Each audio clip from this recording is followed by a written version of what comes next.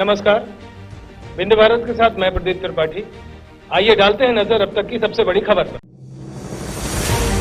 प्रख्यात गायक सुदेश भोसले का पहली बार सफेद शेरों की भूमि रीवा में आना हुआ है। श्री भोसले मिश्रा परिवार में हो रहे तिलकोत्सव समारोह में उपस्थित मेहमानों को अपने संगीत से मंत्रमुग्ध करेंगे। आपको बता दें कि अधिवक्ता विभूति नारायण मिश्रा और डॉक्टर अमृता पांडे के शुभ तिलकोत्सव के अवसर पर 6 दिसंबर मंगलवार को आयोजित कार्यक्रम में सुदेश भोसले एवं उनकी टीम के द्वारा संगीत कार्यक्रम प्रस्तुत किया जाएगा। सुमन वाटिका पहुंचे सुदेश भोसले ने पत्रकारों से रूबरू होते हुए खास चर्चा की और पहली बार विंध्य की धरती पर पहुंचने पर खुशी जाहिर की है। पत्रकारों की चर्चा के दौरान सुदेश भोसले ने कई जाने माने फिल्मी डायलॉग भी पत्रकारों के सामने प्रस्तुत किए। आइए आपको दिखाते हैं विश्वविख्यात पार्श्व गायक सुदेश भोसले ने क्या कहा।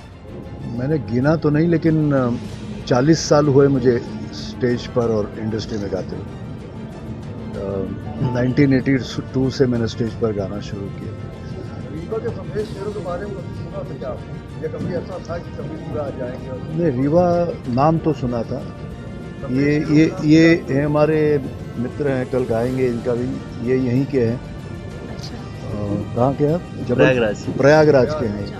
तो इनके बड़े भैया भी यहाँ पे बड़ी पोस्ट पे हैं, तो इसलिए इनको भी खास ले आया कि लोकल बंदा भी साथ में रहे। शो से पहले और शो के बाद अच्छा खाना कहाँ मिलता है, ढाबे वाबे ढूंढे।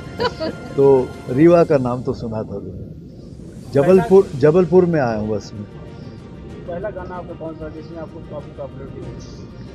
जुम्मा चुम्मा दे दे गाया मैंने, लिया उन्होंने। चुम्मा। पहले के जो गाने होते थे आज संदेशा देने की जरूरत नहीं है।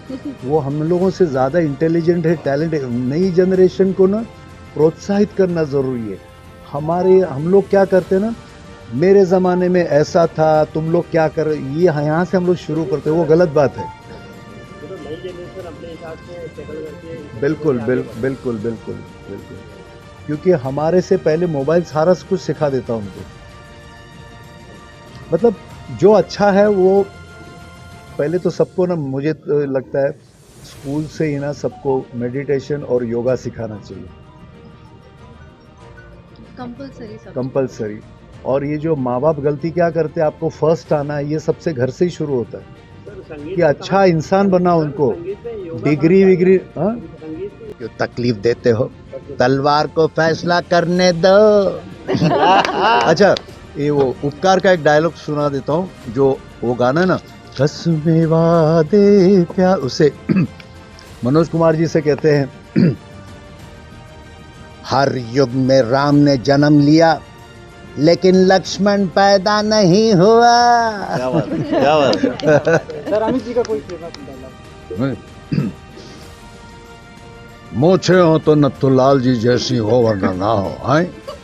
हमारी जिंदगी का तंबू 3 बम्बों पे खड़ा है, शायरी, शराब और आप। इन तीनों में से अगर एक बम्बू भी हिल गया तो हमारी जिंदगी का तंबू खा जाए। पैसे वैसे ठीक है सब। पंडित जी की बाजू में कल्याण जी, आनंद जी के आनंद जी बैठे, उनकी पत्नी बैठी थी, और मेरे सामने एक म्यूजिक डायरेक्टर ने अवार्ड लिया किस गाने पे, अपनी तो जैसे तैसे, जो मिका सिंह ने गाया, ओरिजिनल लावारिस का किशोर दा ने गाया। कल्याण जी, आनंद जी की संगीत रचना है वो। उस म्यूजिक डायरेक्टर ने अवार्ड लिया और आनंद जी भाई का नाम भी नहीं लिया। क्या सॉन्ग पेटेंट होते हैं ना? सॉन्ग पेटेंट कुछ नहीं होता, सब जगह होता है, हमारे देश में नहीं होता। मतलब क्या है, एक बार जब आप गा देते हो ना, तो वो प्रोड्यूसर जो है, वो जो गाना है वो म्यूजिक कंपनी को बेच देता है, वो उसकी प्रॉपर्टी बन जाती है, वो जिससे चाहे बेच सकते। जैसे वो गाना है ना सिम्बा में, आँख मारे, वो actually music director Viju Shah है, कल्याण जी भाई के बेटे, किसी को नहीं मालूम। और कुमार शानू है ओरिजिनल सिंगर। कंपनी ले लिया एग्जैक्टली जी। इंडियन चेंज कर सकता है। हाँ, लेकिन आप तो फिल्म इंडस्ट्री के आधे से ज़्यादा सितारे जो है वो फिजिक्स को ही गलत ठहराते हैं और 36 का आंकड़ा मारते हैं। आप अभी ये विषय कहीं और लेके जा रहे हो। वो बॉलीवुड पे आजकल वो कि बॉलीवुड ही है, वो ऐसा नहीं है। इसको जनता ने भी करना चाहिए। और देखिए, एक चीज़ मैं एक अच्छी रखूं, अच्छा दाल चावल रोटी सब्जी रखूं और बर्गर रखूं, जिसको पता है अच्छा क्या हो तो दाल चावल सब्जी खाएगा ना, जिसको नहीं मालूम है वो तो बर्गर उठाएगा। उसका माँ बाप उनको कितना भी बोले ये ठीक नहीं, लेकिन मैं क्या बता रहा हूँ, ये समय के साथ चलता है, उसको आप रोक नहीं सकते। आपको क्या चाहिए, आपके घर में 100 चैनल है, आपको दूरदर्शन देखना है क्या MTV देखना है, आप डिसाइड करोगे।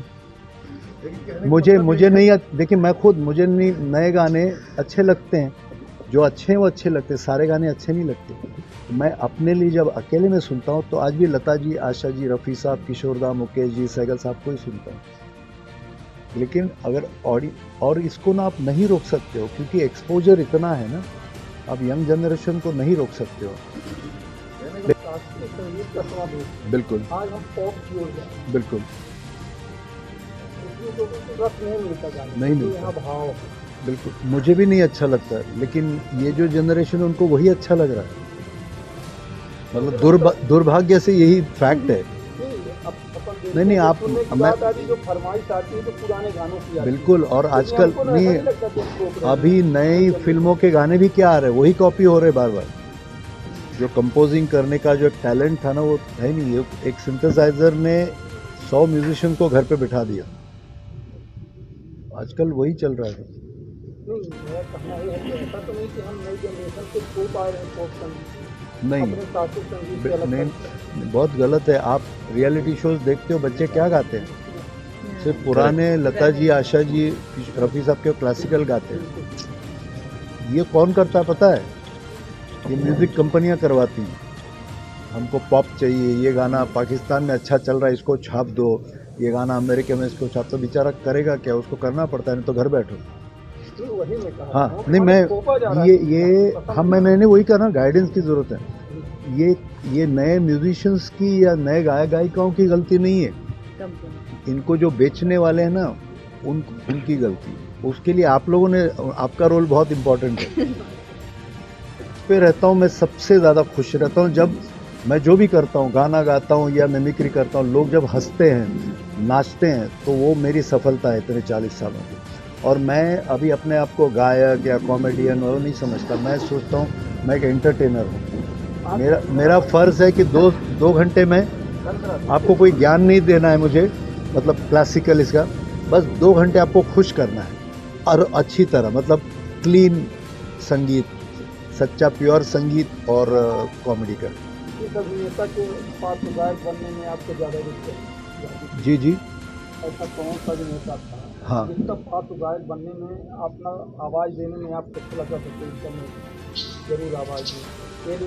नहीं, मैं एक्चुअली, मुझे किशोर कुमार जी को सुन के लगा कि मैं गाऊं, लेकिन पहले मेरी आवाज़ बहुत पतली थी, मतलब इतनी पतली थी कि मैं फीमेल सॉन्ग्स बिना आवाज़ चेंज किए गाता था, और मुझे चिढ़ाते थे लोग, अरे लड़की है।